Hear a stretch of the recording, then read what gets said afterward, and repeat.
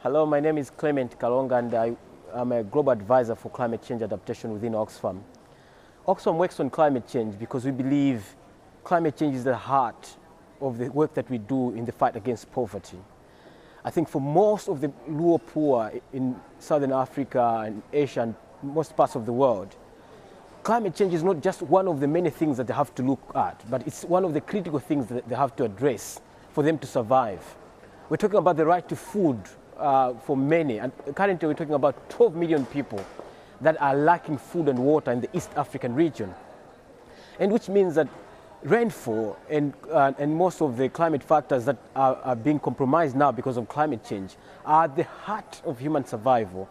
And without addressing these things, we're talking about loss of lives and loss of livelihoods. And that is why Oxfam's current campaign on Grow has climate change as a key pillar, because we want to work with others to try and rectify the problem of climate change. Most importantly, we're looking for an international legally binding framework that can guide countries and can guide stakeholders in terms of climate finance, but also more importantly, reducing the impact of climate change in terms of reducing emissions. Adaptation for us is a key thing because we believe actions reducing emissions are going to reduce the impact of climate change gradually, but we're talking about loss of lives now. And so there's need for urgent action in adaptation, and there's something you and me can do. We're talking about people in the southern part of the world trying to come together. We want to encourage faith groups, we want to encourage civil society, we want to encourage youth groups to take action now, because the more we delay, the more we reduce the chances of helping others to survive, helping the loss of lives by the children, but also helping the women to survive with the impacts of flooding and drought. And so our key messages now is that we need urgent action internationally, and we believe that there's a lot of opportunity in the north for the youth groups and the faith groups to put pressure on governments. I think we've been seeing the United Nations conferences happening over time, and we are disappointed to see that there's not movement, there's no action that is leading to concrete action to be able to address the situation. So what we are calling for is that moving on from now onwards, we want the pressure to be increased in the north.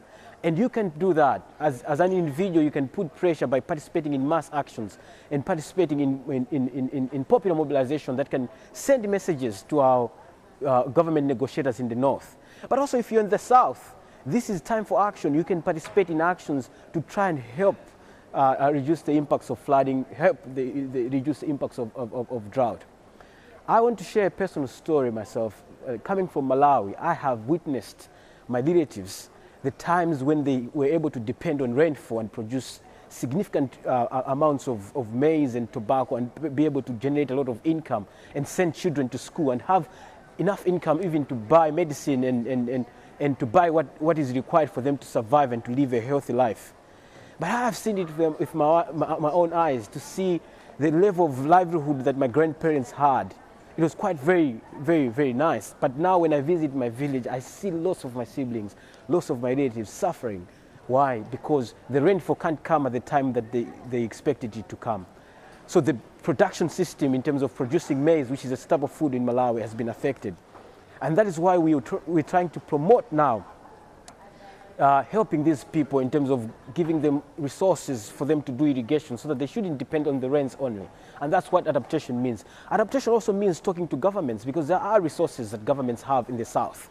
But the issue is that they have not been prioritized for adaptation. And this is a key message that Oxfam wants to send, that the little resources that governments have in the south, combined with what could be brought together by the governments in the north in terms of what commitments they are, if they are met in terms of climate finance, the priority should be getting that money to poor people, getting that money invested for adaptation so that we save lives, but also we build a basis for future adaptation. Our also key messages about the issue of mitigation in the north. I guess the development pattern cannot continue the way it has been. I think there's need for radical change in the way we use energy in the north, both for at household level, but also at national level. We cannot continue to pollute the earth the way we're doing now. And that's why we want to combine with other well-wishers, those that are wishing for the better for the planet, to lobby for urgent action by our governments, but also by the private sector. So it's time to act now, and it's never late for you to do an action and work with Oxfam in the GROW campaign to reduce the impact of climate change for the sake of food security, for the sake of livelihoods, for the sake of the survival of the poor in the north, in the south, but also in the north. Thank you.